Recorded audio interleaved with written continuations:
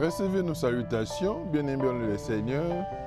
Je vous salue, le pasteur David Chibal. Comme d'habitude, nous sommes là pour vous servir de la part de notre Seigneur Jésus-Christ, notre Seigneur et Sauveur, le bon Maître, qui nous prépare un lieu, un endroit pour aller nous reposer après beaucoup de peine, beaucoup de stress, beaucoup de tout ce que le monde nous fait subir. Ne ratez pas cela, bien-aimés dans les Seigneurs. Je vous le demande, je vous supplie de vous attacher à Dieu pour que le jour où Jésus-Christ reviendra, que nous soyons tous au ciel avec lui. Nous sommes toujours dans notre série sur l'autel et la destinée. La deuxième partie, nous continuons avec cela. Nous prenons la Bible dans Genèse chapitre 8, le verset 20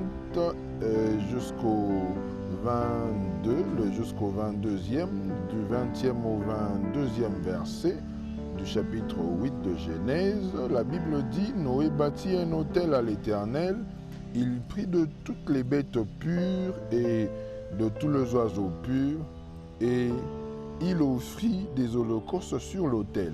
L'Éternel sentit une odeur agréable, et l'Éternel dit en son cœur, « Je ne maudirai plus la terre à cause de l'homme, parce que les pensées de l'homme sont mauvaises dès sa jeunesse, et je ne frapperai plus tout ce qui est vivant comme je l'ai fait.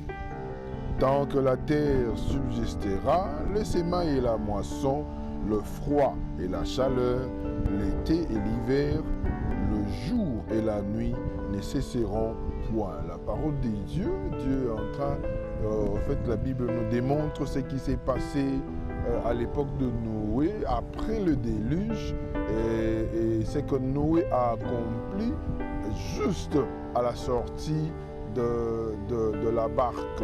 Ce que Noé a accompli, il a élevé un autel à l'honneur de l'Éternel et il a offert sur cet autel de sacrifice. Et la Bible nous démontre, nous donne beaucoup de précisions sur la catégorie, le type de sacrifice que Noé a offert, a sacrifié.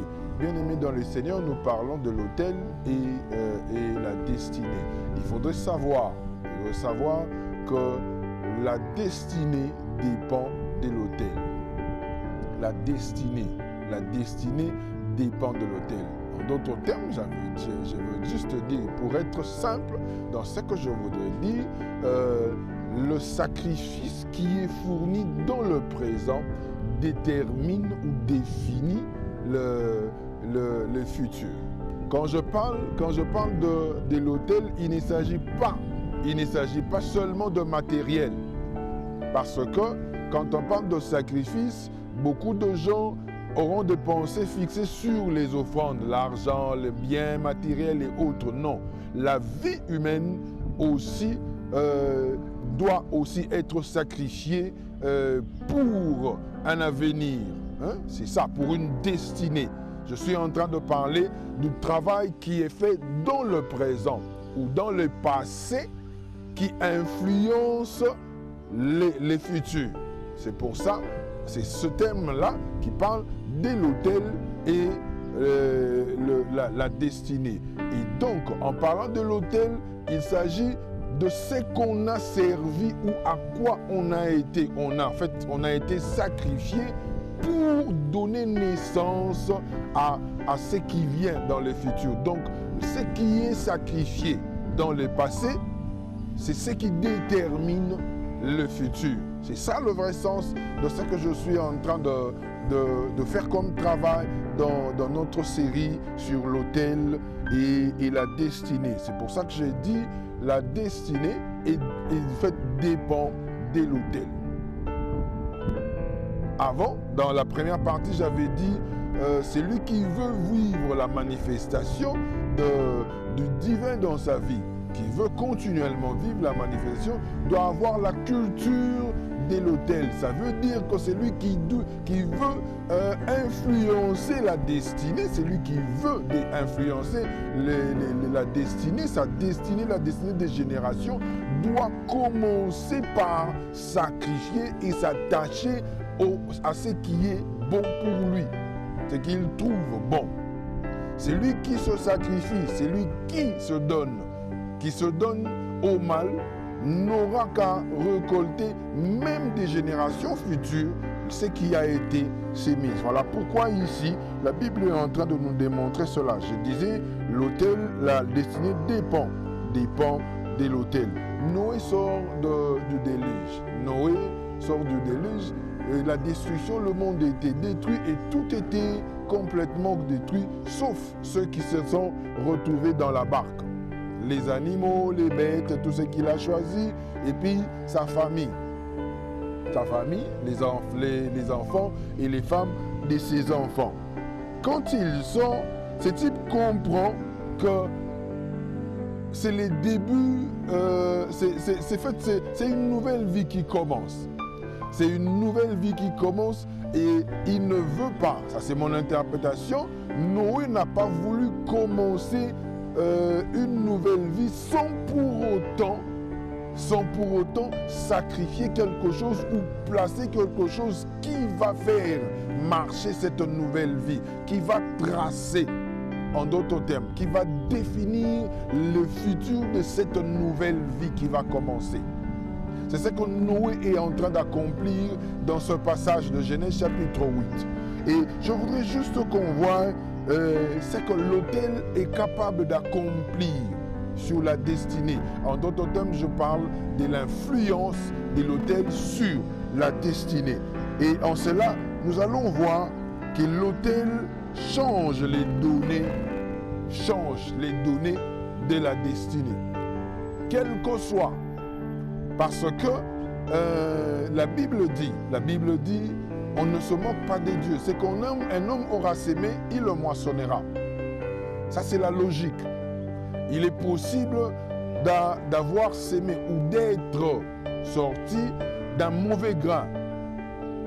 Et puis, on est obligé de récolter de mauvaises choses. Mais si en cours, au milieu de la marche, un autel est élevé qui est contraire à ce qui a été fait dans le passé, ceci peut influencer le futur. Comprenez-moi, bien-aimés. Comprenez-moi avec les expressions que je suis en train d'utiliser. Donc c'est comme ça. On peut être né d'une mauvaise personne. On peut sortir d'une mauvaise lignée. Et c'est ça, c'est là à tracer une destinée. C'est là à définir certaines choses. Et des choses qui doivent venir, des choses qui doivent arriver dans la vie, dans les générations, dans la généalogie. Mais il est possible de détourner cela. Il est possible de contrecarrer cela. Et ceci arrive avec l'élévation d'un autel qui est contraire à ce qui a été fait antérieurement. Voilà pourquoi j'ai dit l'autel change des données, influence les données, les paroles qui ont été déclarées sur un autel, la malédiction, la bénédiction ou autre chose, mais un autre autel est élevé et influe sur les choses qui ont été déjà tracées. Ce qui arrive ici, bien-aimés dans le Seigneur, quand Dieu a détruit le monde, la pratique de la destruction de la race humaine ne commence pas ou ne s'est pas seulement limité à cela. Mais nous voyons dans ce passage, dans ce chapitre, s'il faut prendre le temps de lire, prenez le temps de méditer, de lire ce passage, vous allez vous rendre compte que après avoir élevé cet autel, il y a des choses qui se sont manifestées. La Bible dit, Dieu sentait une bonne odeur. Et puis Dieu a fait un serment. Dieu a fait un serment. Ce n'est pas devant les hommes. Mais la Bible dit, Dieu dit dans son cœur, il a juré dans son cœur qu'il ne maudirait plus l'homme, qu'il ne détruirait même plus la race humaine. Hein? Donc, en d'autres termes, en fait, nasa apenin baka ndengo na sope na lobina boma oyo na sali mususu banmusu babotami baozana bango suka mabe nasa nindingo na yokela bango ka mawa dans cette forme là. En fait, l'autel élevé par Noé a sauvé d'une future, d'une possible destruction la race humaine, même des générations futures, même nous autres qui n'avons pas connu physiquement Noé. Mais nous avons été sauvés d'une possible destruction parce que ma belle Salama n'attend à Noé ou ma belle Salama n'attend à Sodome et Gomorrhe qui a été détruit par le feu. Et ça, cette époque est pire que Wana. Mais chaque fois, vous observerez que chaque fois que Mboule menacé moi Makasi, nous avons grandi à une époque où nous avons eu l'habitude de voir souvent quand il y avait une menace forte de pluie et puis Bomoni arc-en-ciel et bimi likolo. Ceci signifiait que, en fait, on nous a donné l'interprétation que Dieu, c'était ça, c'était le symbole de la miséricorde de Dieu sur la race humaine. Ça veut dire que Dieu ne détruirait pas. En fait, l'arc, en d'autres termes, l'arc-en-ciel rappelait à Dieu son serment. Et ce serment est sorti de l'autel que Noé a élevé. Bien-aimés dans le Seigneur, je voudrais revenir sur un point. Avant d'avancer, il faudrait savoir une chose, que l'autel exige la qualité. Et la qualité de tout autel définit aussi la qualité de la destinée. Donc, l'ikolo ya sacrifice nyonso mutao sala, forme nyonso ya sacrifice mutao sala, ndezo définir, ezo déterminer aussi lobi ndenge kozala, ndenge destiné kozala. Soki muto asali sacrifice, ya bongo, ya moins mike, c'est pour ça qu'en parlant des semences, en parlant des données, la Bible dit, celui qui sème peu, moissonnera peu.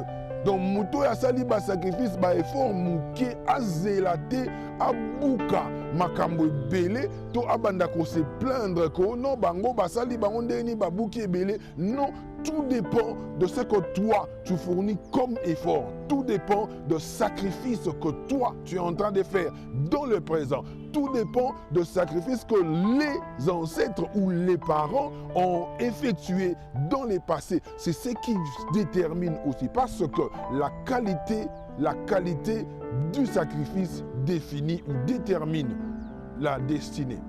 Donc, si vous avez évité que le sacrifice est important dans la vie, voyez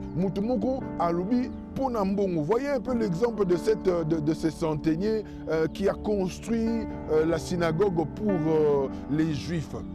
Oh, il se plaindre, et tu lui dois ça. Il faut biki ça, il mérite cela. Sacrifice au Tongawana, nous ne savons pas, mais on est en train de réfléchir. Donc, Moutouazoua, Mbongo Naye, ou Yakokai Kosa Nango Makambo Mususu, besoin Naye. Il avait une famille, il avait des militaires qui devaient payer peut-être à Privaka Musu Nanzala Baliete. Il a privé peut-être, il s'est privé lui-même de certaines choses pour Atonga synagogue. Et la synagogue wana yangwana et memelaye guérison yabana. Et pour le cas de Corneille, bien aimé dans le Seigneur, le peuple païen a parlé, a reçu le baptême de l'Esprit sans pour autant être baptisé d'eau. Donc ça veut dire que la qualité du sacrifice influe ou influence la destinée. Ça c'est très important. Donc là, tout le hôtel, hôtel, moi, sacrifice, je vis naturellement. Ça veut dire qu'il faut fournir des efforts au-delà de ses capacités, au-delà de ses moyens. Il faut se dépenser, il faut se sacrifier pour avoir un avenir, une destinée meilleure, pour laisser même, je dirais, une destinée meilleure à des générations ou aux générations futures. Bien-aimés dans le Seigneur. Donc nous voyons ici que l'autel change les données. Et ceci est arrivé avec Noé. L'autel a été élevé, la pureté des choses placée sur cet autel, et ça dit que Dieu a senti une bonne odeur, et puis Dieu a juré. Dieu a juré, Nzambe a juré à l'obi jamais. S'il faut le faire comme les Quinois ou les Congolais, Nzambe a l'obi voilà, il n'a pas sous mobilité, quel que soit ce qu'ils pourront faire. Jusqu'à ce que Jésus-Christ va revenir, le monde, Dieu ne détruira plus le monde. Dieu ne détruira plus la race humaine. Et ceci vient de cet engagement, de ce que Noé a eu à faire après la sortie, après le déluge. Bien aimé dans le Seigneur. Et ça, important, vous savez, Nakatia Makamboyo, il y a beaucoup de témoignages à donner. Il y a beaucoup de choses à dire. J'ai rencontré une sœur qui me parle de sa vie, et puis à l'obi, sans pour autant comprendre que Makambo Oyo, Ezo Salamasiko, Ezo Lakisa Futur Nayo. Hein? Makambo Ezo Salamasiko, elle me dit, ce sont des hommes, moi en fait, ce sont des hommes mariés seulement qui me courtisent. Nathalie, Nayoki Mawa. Mais moi j'ai compris que c'était le célibat. En fait, c'était le célibat. C'est ça, c'est là démontrer qu'il y a eu quelque chose qui a été fait dans sa vie ou dans la généalogie qui influence sa destinée. Et je vous dis, bien aimé dans le Seigneur, jusque maintenant, cette sœur est encore célibataire à vivre encore dans célibat parce que Yemoko comprenait que ce qu'elle voyait dans ses rêves, la forme, au fait, ce qu'elle vivait dans sa vie, et ça qui m'a qui sa lobinaye. Il fallait atteler là Makamboana pour akende liboso pour changer des choses. Bien aimé dans les Seigneurs. Simple. Bon, les hommes mariés courent derrière moi. Et on débat accueilli, abiminaye ou bien sepeli mondengwana sans pour autant ce qui a se sacrifié à qui. Ce qui a se sacrifié à qui, elle pouvait changer les données de sa vie, les données pour sa destinée, et puis Makambo est changé. Mais elle n'a pas compris malheureusement ce qui lui est arrivé. L'autel bien-aimé dans les Seigneurs, il faut noter très bien que la génération est belle a détruit. Hein? Beaucoup de générations sont détruites et beaucoup de générations sont aussi bénies par les autels élevés.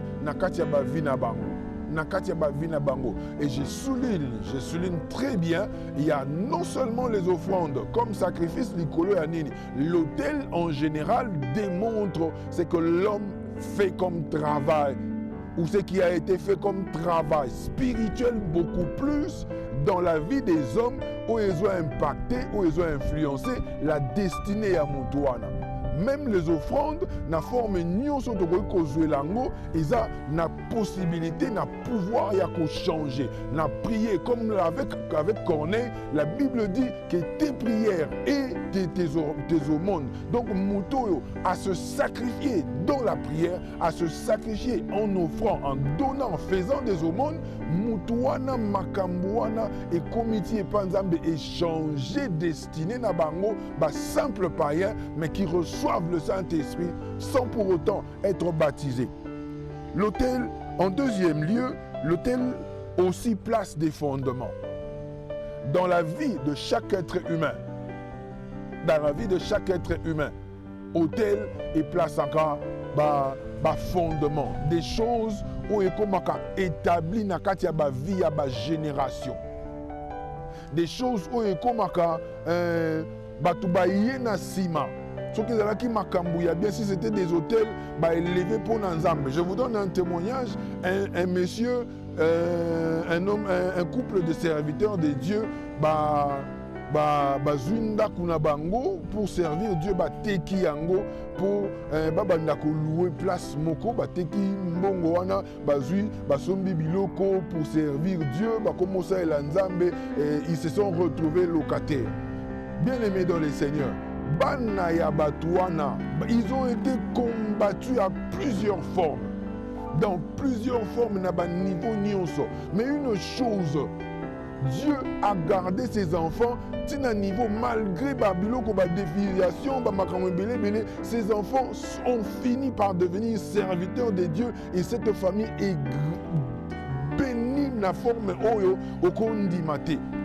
Et les enfants peut-être ne savent pas d'où viennent ces histoires, mais pas seulement parce que parents na bango lona qui quelque part éleva qui hôtel moko oyo et établir babiloko ou même des générations futures en bénéficier. Voyez avec le cas de Noé, la Bible dit Dieu dans les serments de Dieu, dans ce que Dieu est en train de faire comme serment, il est en train de jurer, il dit aussi longtemps que la terre subsistera. Moye kozala, bouteille kozala, la semaille, la moisson, l'hiver, l'été, le chaud, le froid, biloko wana nyonso. Donc Dieu a établi na kati ya makambo nyonso biloko wana aussi longtemps que yango ekozala makambo moko te ya mabe kosalama. Dieu a, en fait, il a établi des choses. C'est pour ça que vous voyez, vous allez voir dans certaines familles, bato babungana ke belé bazokoka ko réussir malgré l'intelligence. Ils sont très intelligents, ils sont très courageux, ils sont très beaux des hommes, très jolis des femmes, mais makambo malonge salamate parce que biloko moko boye c'est salama o ekoma ba établi na ba vie na bango et ces choses empêchent. Et comment le coup là, un carré ou bango, un carré logique, la vie est menée na forme wana, même des gens qui viennent des innocents sont en train de souffrir ou encore dans le bon sens, certaines personnes même sans pour autant connaître Christ bénéficient des sacrifices que leurs ancêtres, leurs parents ont eu à faire dans les passés. Bien-aimés dans le Seigneur, j'insiste sur ce point. C'est une phrase que je ne cesserai de répéter. La vie est spirituelle. Soyons spirituels. Que Dieu vous bénisse.